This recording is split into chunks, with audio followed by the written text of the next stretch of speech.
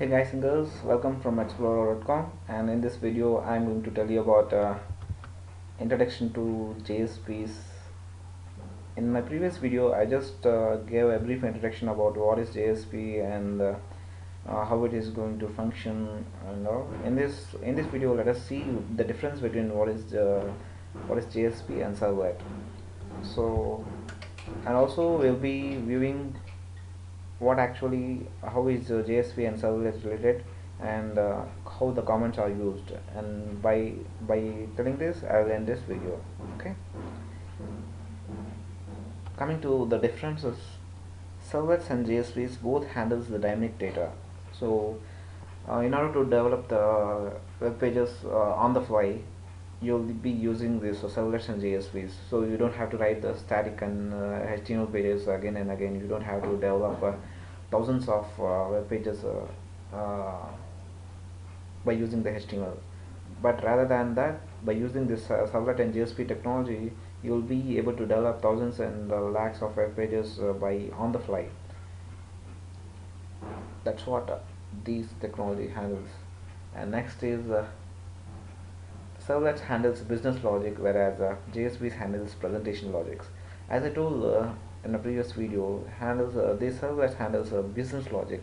Business logic in the sense it will accept the request, and it will take the help of other helper objects, and you can see here, right?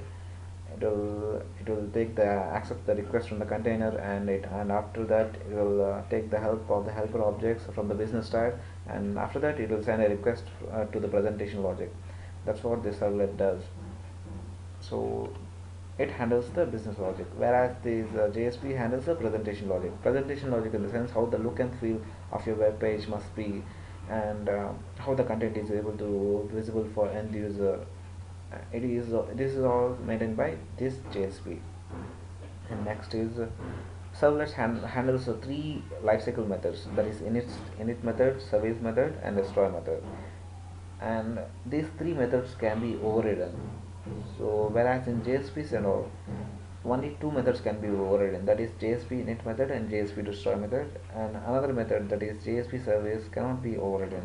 Why? I'll tell you when we go in deep into this JSPs. And next thing is servlets are HTML within Java, whereas JSPs are Java within HTML. Even I've seen that whenever you write a HTML page, you can see the tags in HTML, right? So when you come to this servlets, those tags are embedded into servlet program. So that's what we say, that HTML within Java. So within Java code, you'll be having your HTML tags and all. And whereas coming to JSPs, you'll be having Java within HTML code. See how pretty it will looks like. What is can you guess how which is a good one to represent? Obviously it is a JSP, right? Because you have to write in servlets you have to write this out.println statements more, but in JSPs I will be able to reduce that, and also it looks very pretty good to look. So that's what. So JSPs are Java within HTML.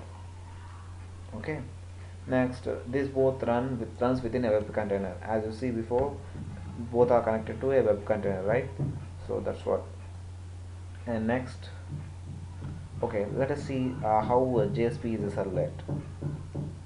Actually, JSP is a servlet. Actually, let us see how it is. First, you write your program in JSP, right? Let me take that as my JSP dot my JSP. I have written my code in JSP, and I have saved it as my JSP. And then when you run this file on your server, it will be translated to Java file, that is my JSP.java. Okay. Next, after that, it compiles to .class files.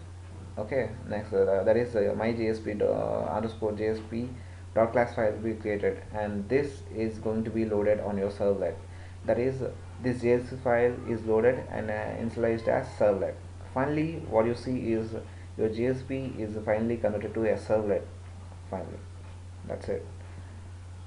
So that's why we say that JSP is a servlet.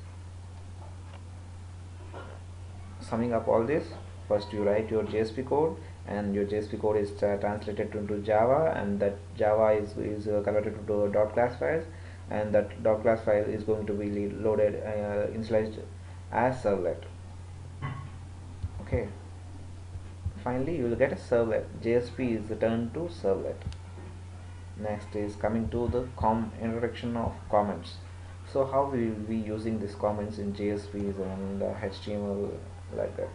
So first, let us see that JSP comments. JSP comments, as you see here, it will start with braces, brackets, percentage symbol, double line, colons, double colons, right?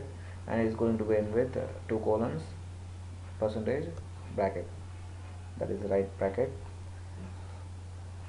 And when you put any code in these comments, that doesn't show the comments on the page, so you'll be not able to see the comments on the page. And also when you see the source file, you'll be, whenever you go for a website, you will be pretty much interested to see the code, right? How they have been written, how this code has been written, right? You will do that, right? So when you see that, you can also see the comments in HTML. But whereas in JSP, whenever you open your JSP file and see the code, you don't see any comments over there. So that is what it looks much pretty. So you can write all your secrets over the code, and you can just generate that, and can also be used outside JSP elements. So it can also be used outside JSP elements. You'll be writing JSP elements, right? And this is going to be used outside JSP elements. Coming to HTML comments. HTML comments starts with as you see here, it will start with a bracket and exclamation mark, slash, colon, and your code goes there, and it will ends with double colons and end bracket.